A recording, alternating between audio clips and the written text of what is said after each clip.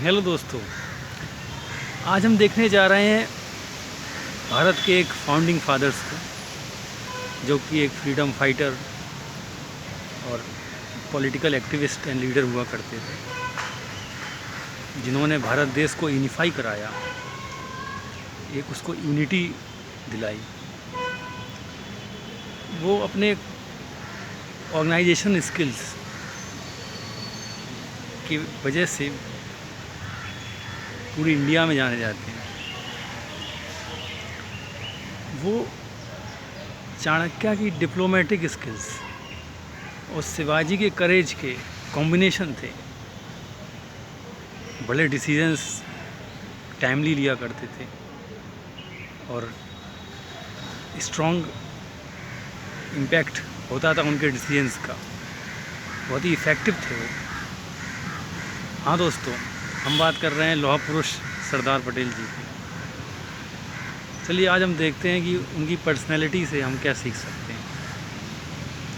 दोस्तों, जब हमारा देश आज़ाद हुआ तो उस टाइम इंडिया में दो तरह की टेरिटरीज़ थी। एक जो कि ब्रिटिशर्स जिनको डायरेक्ट रूल करते थे, जिनको ब्रिटिश प्रोविंसेस कहा जाता था, और दूसरी प्रिंसली स्टेट्स जो कि लगभग 565 थी। हिंदी में उनको रियासत भी कहते हैं।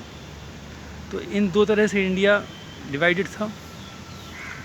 इंडिपेंडेंस के बाद एक बहुत बड़ा चैलेंज था हमारे लीडर्स के ऊपर कि कैसे इन टेरिटरीज़ को और इन प्रिंसली स्टेट्स को यूनिफाई किया जाए। क्योंकि अगर देश 565 रियासतों में अगर ऑलरेडी बटा रहता और अलग अलग ब्रिटिश प्रोविंसेस में बटा रहता तो बहुत ही मुश्किल होती है एक स्ट्रॉन्ग इंडिया बनाने की। क्योंकि उस इंडिपेंडेंस के टाइम पे कई ब्रिटिशर्स ने भी कहा था कि जिस तरह भारत देश में जितनी डाइवर्सिटी है, जितने अलग तरीके के कल्चर्स हैं, इतने अलग अलग तरीके के मतलब प्रिंसली स्टेट्स हैं, तो क्या वो सर्वाइव कर पाएगा एज अ यूनिफाइड नेशन। तो ये बहुत बड़ा क्वेश्चन था। इस चीज़ को सबसे अच्छी तरीके से टैकल किया हमारे उस टाइम के होम मिनिस्टर और डिप्टी पीएम सरदार पटेल जी ने। उन्होंने अपनी डिप्लोमेटिक स्किल्स के थ्रू, अपने टैक्टफुल एबिलिटी के थ्रू सारे राजाओं को कन्विंस किया और इंडियन यूनियन में शामिल होने का पूरा एफर्ट लगाया। दोस्तों, जैसा कि सरदार पटेल ने उस टाइम पे जो चैलेंजेस फेस किए थे, ऐसे ही चैलेंजेस हर एक लीडर की लाइफ में आते हैं। जब आप किसी भी ऑर्गेनाइजेशन, किसी भी ग्रुप या किसी भी एक बड़ी एंटिटी को एक साथ लेने की कोशिश करते हैं तो चैलेंजेस आते हैं। क्योंकि अलग अलग ग्रुप्स का अलग अलग इंटरेस्ट होता है। आप अगर इंडिया को देखिए तो इंडिया जैसे देश में जहाँ पे कई तरह की भाषाएं, कई तरह की फेस्टिवल्स, कई तरह की कास्ट, रिलीजन्स एग्जिस्ट करते हैं, तो इस देश को एक साथ लेकर चलना बहुत ही मुश्किल काम होता है, जो कि सरदार पटेल जी ने बखूबी किया। तो हम उनसे सीखते हैं कि कैसे हमें अलग अलग ग्रुप्स के इंटरेस्ट को ध्यान में रखना चाहिए। इस मामले में सरदार पटेल जी अकबर के सिमिलर थे। अकबर भी बहुत अच्छी तरह जानते थे कि मतलब किस ग्रुप को क्या क्या नीड है और उसको कैसे कैटर कर सकते हैं। जैसा कि मैंने डिस्कस किया था एक वीडियो में कि उन्होंने राजपूतों को पूरा सम्मान दिया, जो कि राजपूतों की बहुत ज़रूरत थी, और जाट्स को उनके लैंड टेरिटरीज़ दी, साउथ इंडियंस लीडर किंग्स को उनका अपना ड्यू दिया। ठीक इसी तरह सरदार पटेल जी ने भी इसी अप्रोच से और इसी अपने कैलिबर से लोगों को एक साथ किया। तो हम इनसे ऑर्गेनाइजेशन एबिलिटी सीखते हैं, कैसे हमें एक ऑर्गेनाइजेशन को उसके सारे इंटरेस्ट को ध्यान में रखते हुए आगे बढ़ना होता है।